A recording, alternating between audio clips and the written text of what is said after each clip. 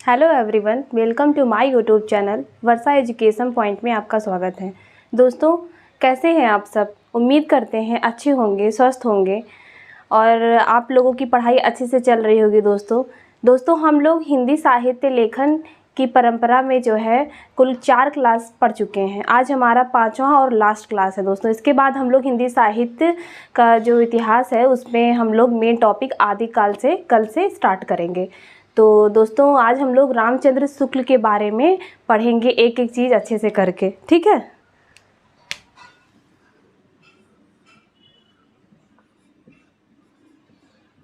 रामचंद्र शुक्ल। दोस्तों, जब रामचंद्र शुक्ल का नाम आता है हिंदी साहित्य के इतिहास में तो इनका एक अलग ही विशिष्ट स्थान है। और जो इनका दोस्तों ग्रंथ है हिंदी साहित्य का इतिहास, जो कि 1929 ईस्वी में लिखा गया, उसका जो है हिंदी साहित्य के इतिहास ग्रंथ में एक सर्वोच्च स्थान रखता है दोस्तों, ठीक है। मैं यहाँ लिखती हूँ,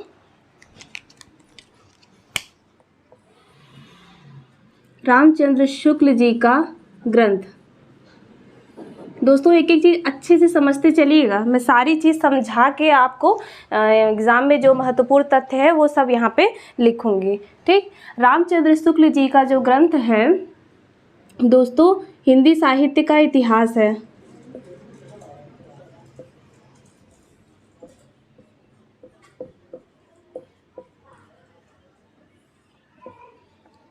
हिंदी साहित्य का इतिहास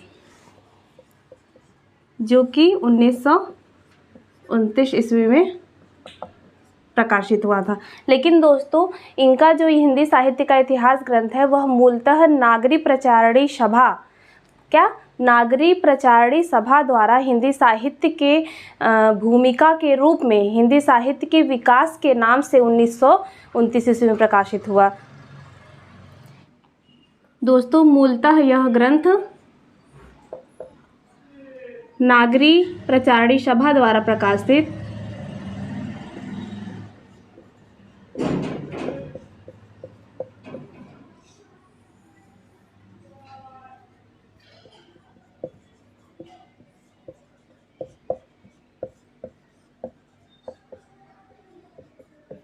हिंदी साहित्य की भूमिका के रूप में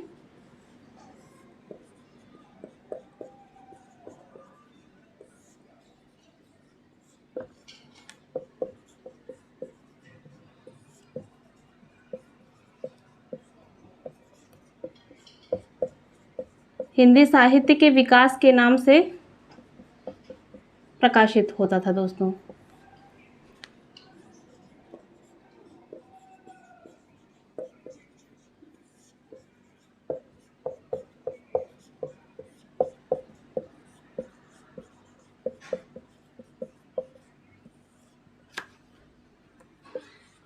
कब होता था दोस्तों? 1929 ईस्वी में होता था।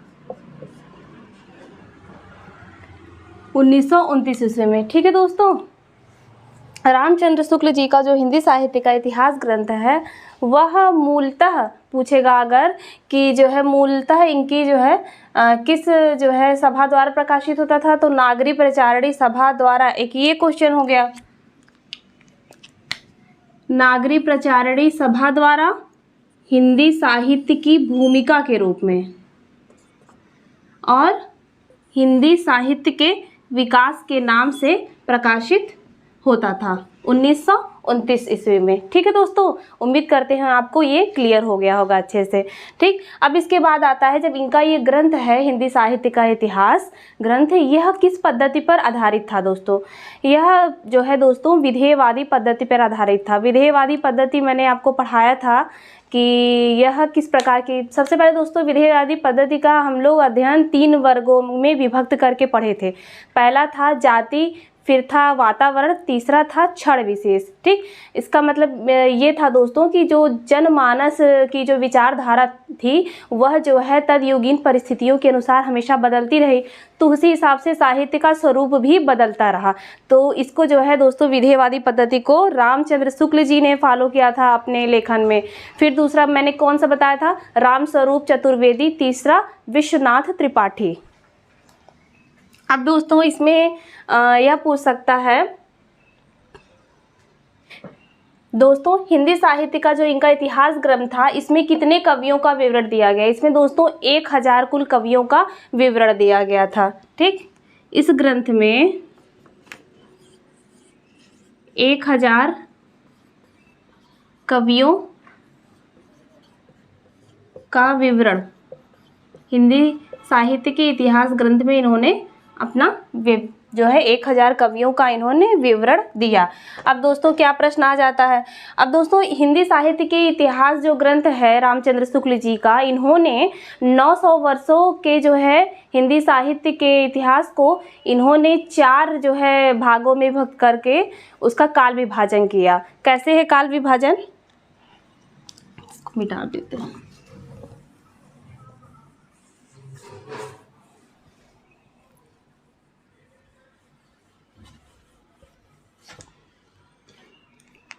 रामचंद्र शुक्ल जी ने हिंदी साहित्य के इतिहास को 900 वर्षों के इतिहास को 4 वर्गों में विभाजित करके उसका नामकरण दिया। ठीक, पहला क्या था, पहला था दोस्तों वीर गाथा काल।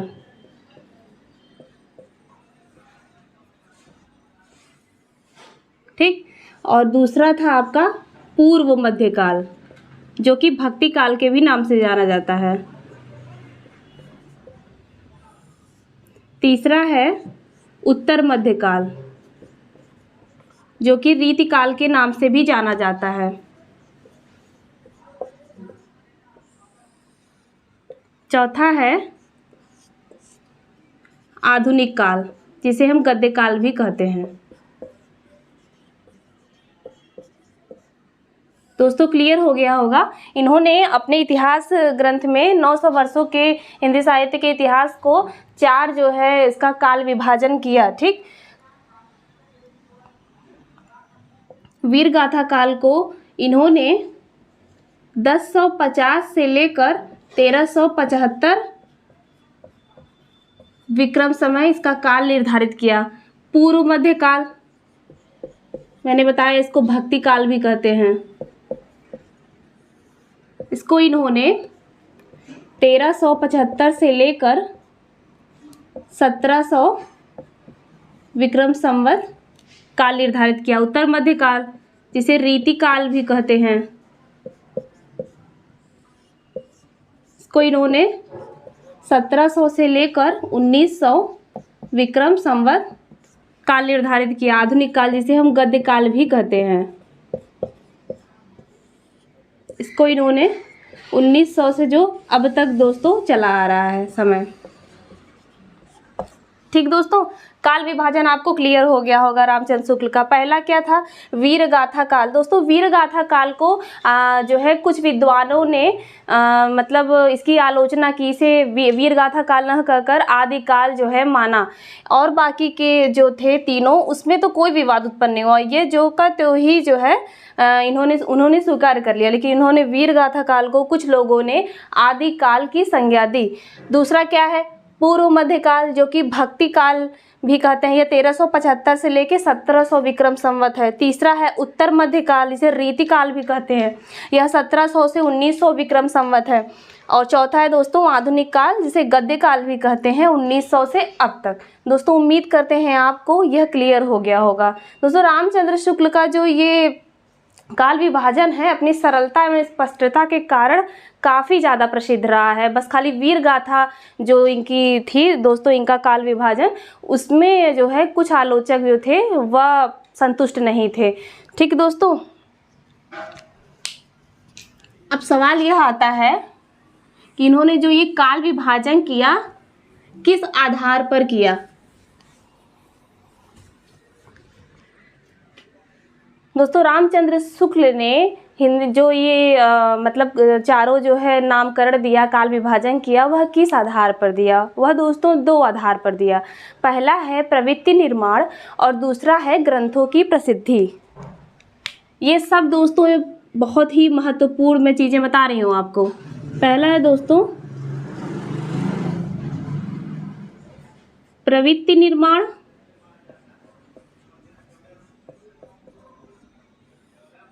और दूसरा है ग्रंथों की प्रसिद्धि। इन्होंने दो ये आधार बनाकर काल का विभाजन किया।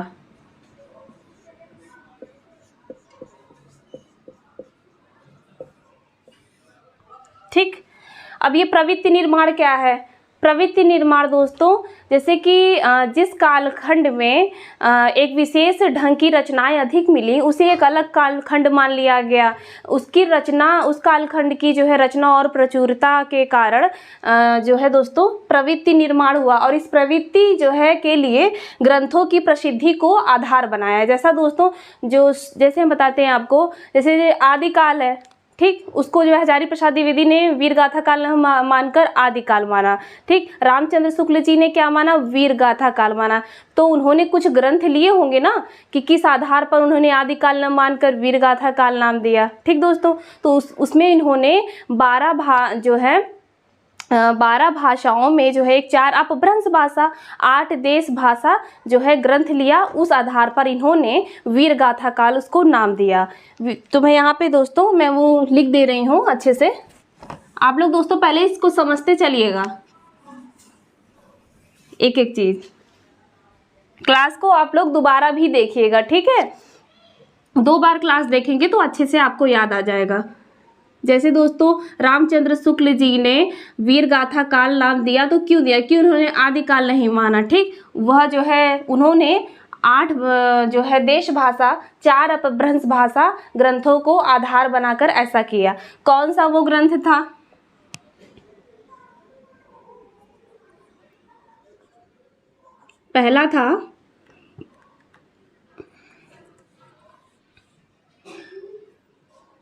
पहला ग्रंथ था दोस्तों विजय पाल रासो। ठीक, दूसरा था हमीर रासो। तीसरा था कीर्ति पताका।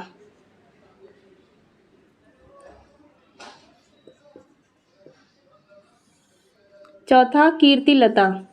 ये सब ग्रंथ जो है दोस्तों मैं आपको आगे जब कालक्रम की दृष्टि से एक एक चीज़ें पढ़ाऊंगी तो इस सारे ग्रंथ के बारे में एग्जाम के पॉइंट ऑफ व्यू से डिटेल में अच्छे से बताऊंगी। ठीक, बस आप अभी ये पढ़ते रहिए कि इन्होंने किस ग्रंथ को आधार लेकर वीरगाथा काल नाम दिया। कीर्ति लता, 4 हो गए। ये चारों दोस्तों अपभ्रंश भाषा में थे।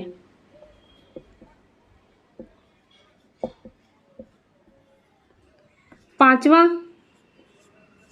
खुमान रासो।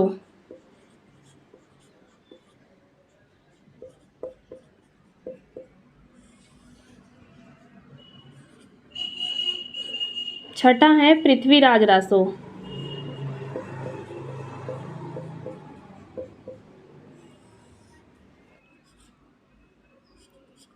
सतवां है दोस्तों जय मयंक जस चंद्रिका।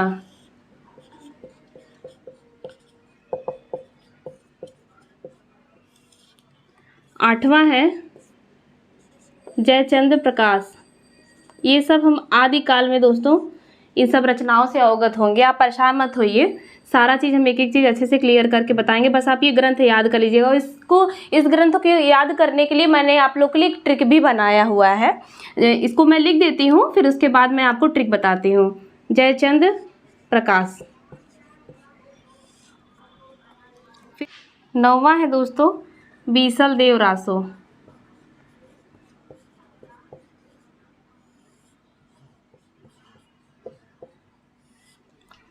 और 10वां परमाल रासो जगनीक।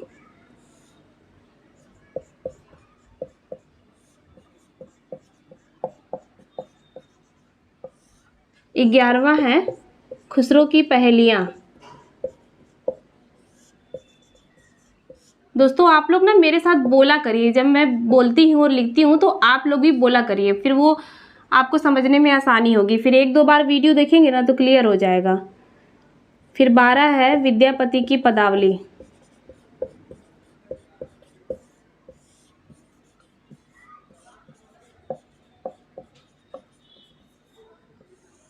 ठीक दोस्तों, अब देखते हैं 8 हुआ ये। 1 2 3 4 5 6 7 8। ठीक, क्लियर।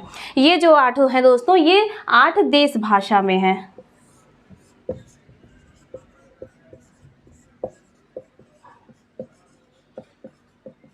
ठीक, क्लियर।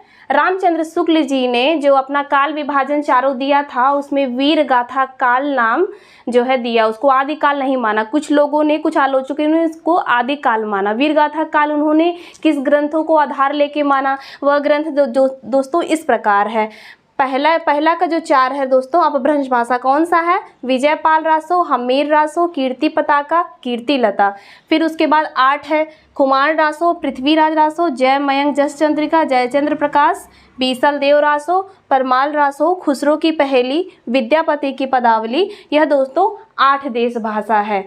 दोस्तों इतना हम उम्मीद करते हैं कि आपको क्लियर हो गया होगा। रामचंद्र शुक्ल जी से मैं जितना भी पॉइंट बताई हूँ दोस्तों, वो सब बहुत इम्पॉर्टेंट है और इससे बाहर तो एक भी क्वेश्चन नहीं आएगा। रामचंद्र शुक्ल के जो इतिहास ग्रंथ है वह किस किस आधार पर इन्होंने लिखा, इसका काल विभाजन कैसे किया।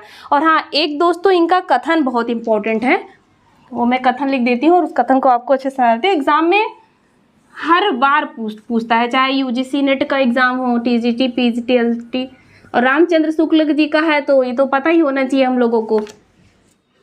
रामचंद्र शुक्ल जी का जो है एक कथन दोस्तों बहुत फेमस है, वह आपको मैं कथन बताती हूँ।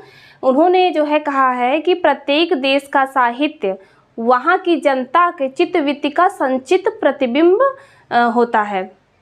अब दोस्तों चित्तवृत्ति क्या होती है? चित्तवृत्ति दोस्तों मानव जो मन की वह अवस्था जिससे मनुष्य विचार करता है, विमर्श करता है। वह कथन मैं आपको यहाँ पे लिख देती हूँ। यह कथन बहुत इम्पोर्टेंट है दोस्तों, हमें पता होना चाहिए। यह कथन, प्रत्येक देश का साहित्य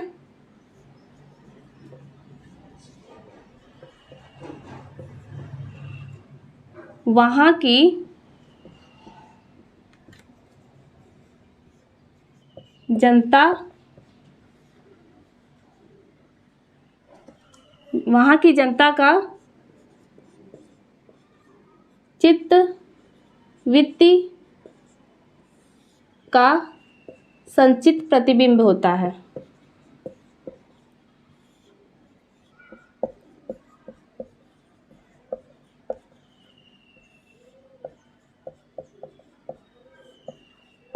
अब दोस्तों इसका क्या मतलब हुआ कि प्रत्येक देश का साहित्य वहाँ की जनता का संचित प्रतिबिंब होता है।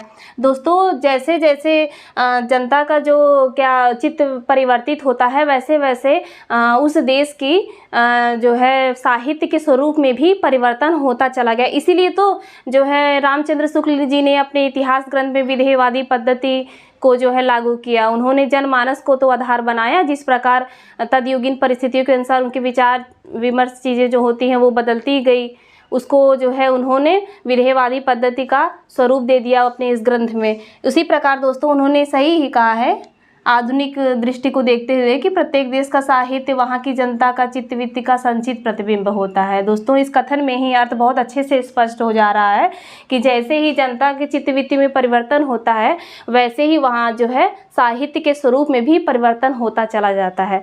जनता की चित्तवृत्ति में दोस्तों बहुत कुछ चीज़ें जैसे कि राजनीतिक, सामाजिक, धार्मिक, सांप्रदायिक चीज़ें आती हैं, उसको आधार लेके। अब जैसे दोस्तों जैसे हम लोग हैं, ठीक, अब जैसे ये 2022 चल रहा है, इसमें कितने बदलाव हुए। अब जो 2023 आएंगे, आदमी के सोच में कितना बदलाव आ जाएगा, परिवर्तन हो रहा है ना दोस्तों पहले की अपेक्षा। 90s में कैसे थे हम लोग देखिए अब ये, तो उसी तरीके से हम लोग जो भी रचनाएं आगे पढ़ेंगे उसमें परिवर्तन हम लोग को देखने को मिलेगा। जैसे कि हमारे देश के जो है जो नागरिक हैं उनके जो है दिमाग में परिवर्तन होता चला जाएगा, उसी प्रकार जो रचनाकार है वो अपना रचना लिखेंगे। ठीक, यह कथन दोस्तों आप लोग एकदम एग्जाम में रट लीजिएगा, बहुत ही इम्पोर्टेंट है। दोस्तों मैंने तो सारा कवर ही कर दिया है रामचंद्र शुक्ल जी से, जितना भी प्रश्न आ सकता था। दोस्तों आज ये हिंदी साहित्य लेखन की परंपरा के इतिहास में हम लोगों ने जितने भी महत्वपूर्ण साहित्य इतिहासकार थे वो सब हम लोग पढ़ लिए, एक एक चीज़ हम लोग क्लियर कर लिए। अब हम लोग दोस्तों मेन टॉपिक चलेंगे, स्टार्ट करेंगे हम लोग आदिकाल से। ठीक है दोस्तों, तो उम्मीद करते हैं दोस्तों आपको यह मेरी क्लास अच्छी लगी होगी। दोस्तों अच्छी लगी होगी तो लाइक करिएगा, अपने दोस्तों को शेयर करिएगा। तो मैं आपको दोस्तों अब कल मिलती हूँ आदिकाल चैप्टर के साथ, तब तक के लिए धन्यवाद।